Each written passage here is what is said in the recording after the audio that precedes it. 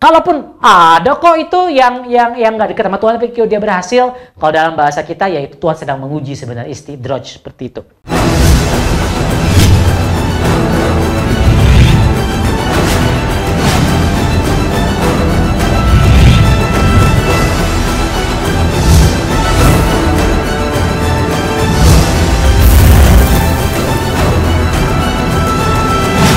Ya belum tentu kemilau di dunia itu menjadi kemilau di surga. Kita pengennya, Anda gini, saya tanya kalau Anda pengennya memenangkan dunia atau memenangkan akhirat?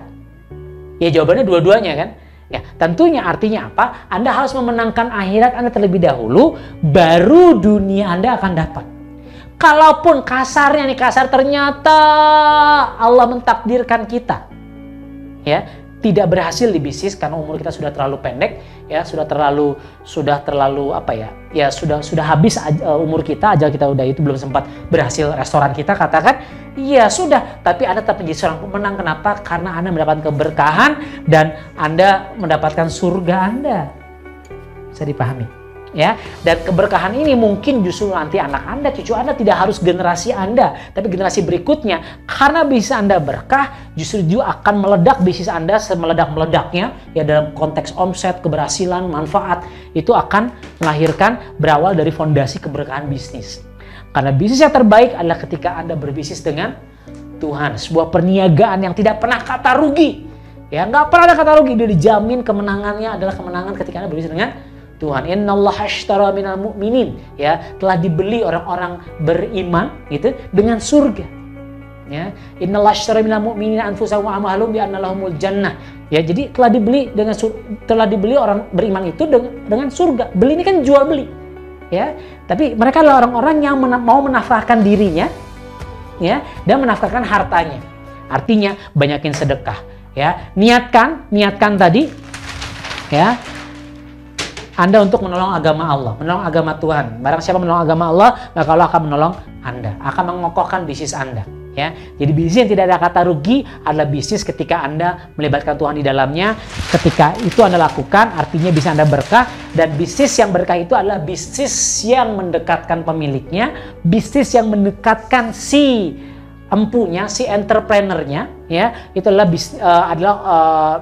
bisnis yang mendekatkan kepada Tuhannya. Jadi cek nih, dengan Anda berbisnis, dengan Anda berusaha membangun sebuah restoran kah, bisnis apapun itulah, bangun klinik kek, jualan kek, apapun itu, Anda jadi seorang pembicara publik, Anda cek duha Anda gimana, ya, terjaga nggak, ngaji Anda gimana, terjaga nggak. Padahal kan duha kunci dapat rezeki. Sholat 2 rakaat sebelum subuh lebih mahal, lebih baik ya daripada dunia dan seisinya. Lebih baik dari dunia dan seisinya. Ya, subuh di masjid nggak? Sholat 5 waktu di masjid nggak? Nah, kalau ini enggak, ya jangan. Ya, Anda semakin jauh, Anda semakin nggak berkah. Ya wes, saran saya mending tutup aja bisnis Anda. Udah, jadi karyawan aja.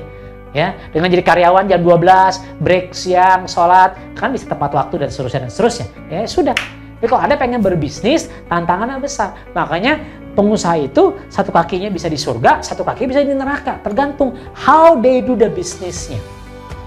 Oke, so Mas Jordan Sungkar, oke, thank you atas pertanyaannya. Bagaimana cara membuat bisnis yang benar dan bagaimana tahu bisnisnya benar menjanjikan? Oke, jawaban dari saya adalah jawaban singkat tentunya ya. Tadi saya menyamakan pemahaman dulu bahwa bisnis adalah cash atau profit.